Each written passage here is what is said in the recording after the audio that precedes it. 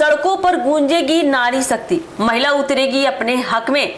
22 अप्रैल को बिहार में होने जा रहा एक बड़ा मार्च, जिससे सियासत में हो सकता है बड़ा धमाका, ऐसी आशंका है। क्या है पूरी खबर, बने रहिए हमारे साथ। नमस्कार, एक न्यूज़ 24 देख रहे हैं आप, पर मैं हूं अफसर ब्यूटी।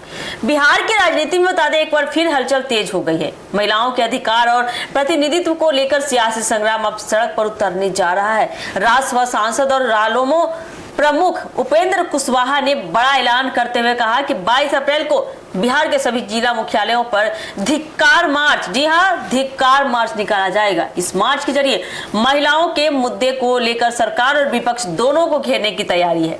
दरअसल यह पूरा मामला महिला आरक्षण से जुड़े मुद्दों को लेकर गरमाया हुआ है।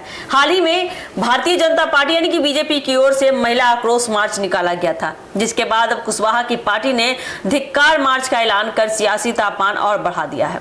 प्रेस कॉन्फ्रेंस में बोलते हुए कुशवाहा ने कहा कि देश में महिला आरक्षण एक बेहद अहम मुद्दा बन चुका है और महिलाएं अपने अधिकारों को लेकर लगातार आवाज उठा रही हैं। उन्होंने स्पष्ट किया कि उनकी पार्टी महिला आरक्षण का समर्थन करती है, क्योंकि इससे देश की आधी आबादी को राजनीतिक भागीदारी का अवसर मिलेगा।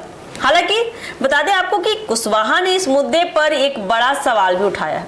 उन्होंने कहा कि मौजूदा व्यवस्था में पिछड़े वर्ग यानी कि ओबीसी की महिलाओं को पर्याप्त प्रतिनिधित्व नहीं दिया गया था। उनकी मांग है कि महिला आरक्षण में ओबीसी वर्ग की महिलाओं को अलग से शामिल किया जाए, ताकि सामाजिक न्याय का सही संतुलन बन सके। उन्होंने आगे कहा कि जातीय जनगणना के बाद ओबीसी पुरुषों और महिलाओं के लिए अलग अलग आरक्षण की व्यवस्था की जानी चाहिए।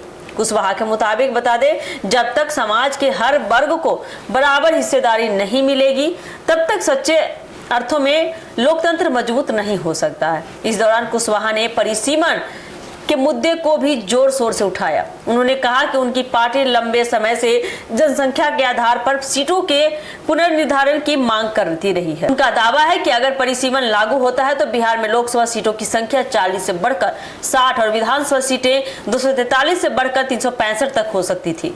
इससे महिलाओं और युवाओं को राजनीति में अधिक अवसर मिलते। कुशवाहा ने केंद्र सरकार की कुछ पहलों की सराहना भी की है। उन्होंने नरेंद्र मोदी और केंद्रीय नेतृत्व के प्रयासों को सकारात्मक बताते हुए कहा कि महिलाओं के सशक्तिकरण के लिए कई कदम उठाए गए हैं।